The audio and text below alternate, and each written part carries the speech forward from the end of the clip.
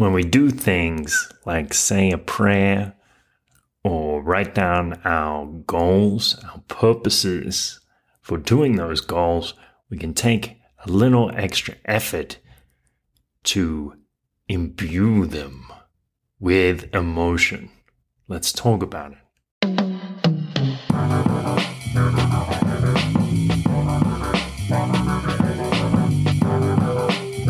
This is a beautiful thought. Welcome, travelers and wanderers who are not lost. Welcome to you. The title of today's talk is Till You Feel It. So I was sitting down for my breakfast, made myself a smoothie bowl with these, I'm not sure if they're cranberries or blueberries because they have the same name in Spanish. They're called arándanos. So I made the smoothie bowl, put some peanut butter in the smoothie and spread my cereal, put a couple of arándanos on top just to make it look extra delightful. I sat down and said grace, and I just thought, thank you. Of course, thank you is the simplest and easiest and most eloquent prayer that you can say. I said, thank you for this meal, of course, and the birds chirping outside the window. I always come back to these birds chirping, and I think it's because it's something so universal, and it is this big symbol of freedom, because even if you're in a prison yard, a lot of the time you will still hear the birds chirping. So it's like, it's always there, ever present, to remind you that birds can fly, to remind you that something is there, out enjoying the wide blue yonder. And I thought about that freedom.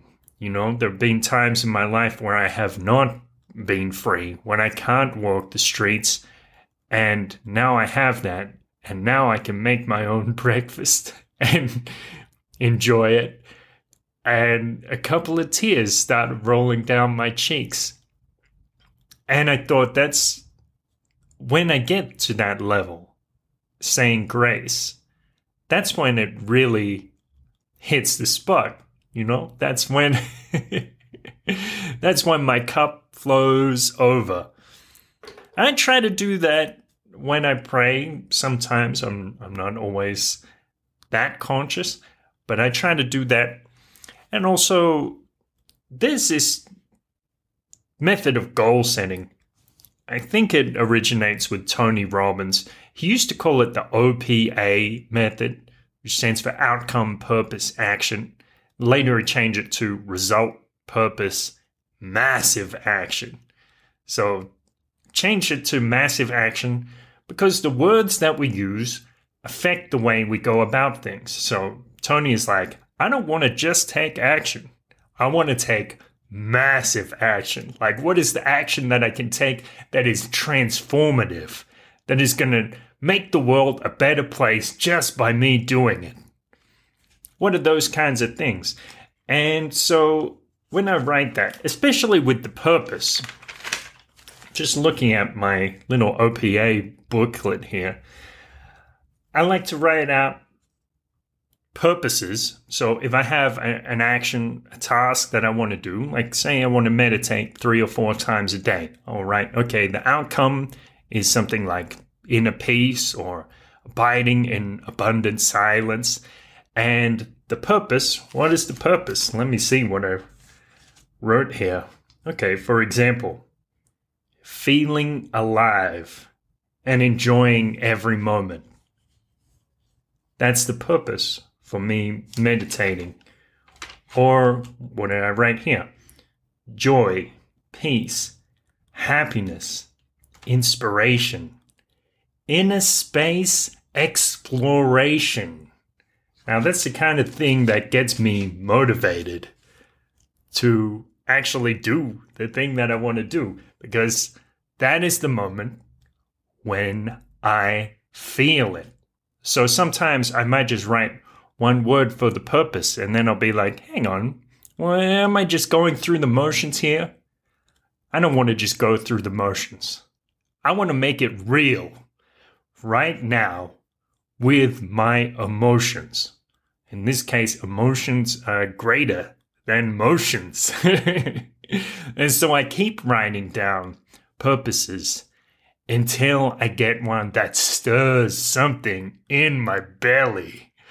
And that is when the real power starts to come in. I also like to write, before I write my goals every day, I like to write my vision. So where am I moving with all this stuff, with the podcast, with meditation? How does it all tie in? Or at least a lot of the things, how do they tie in? So I write a vision, like yesterday I wrote, I am giving this sweet, vulnerable part of myself to millions of people for free, giving people the space to transform their lives and spirits, helping them to feel comfortable in being greater. Now, that's the kind of thing that makes me feel a little something inside. And here's the thing as well. Spontaneity. So if you've never read the book Impro by Keith Johnson, I highly recommend it. It's a book about spontaneity and the creative process. Part of the message of the book is when it's spontaneous, it is real and it is moving. So when I write these visions and when I write these purposes, basically I never write the same thing twice. Well, more or less, there's wiggle room. You don't have to put a high standard on it. But every time I do it, I will say, what moves me today? What is my purpose today? And it's something that's evolving over time. And it's also something that moves me every day. Every day I dig deep and try to find that. Well, all right, not every day. But when I do it, I dig deep. I try to find it till I feel it. Thank you for listening. Thank you for looking deep inside to see what moves you, to get you out of your seat, to enjoy life, to be enthusiastic towards life and passionate and compassionate and ecstatic because we have that wonderful opportunity. Thank you for listening. Have a wonderful day, and I'll talk to you soon.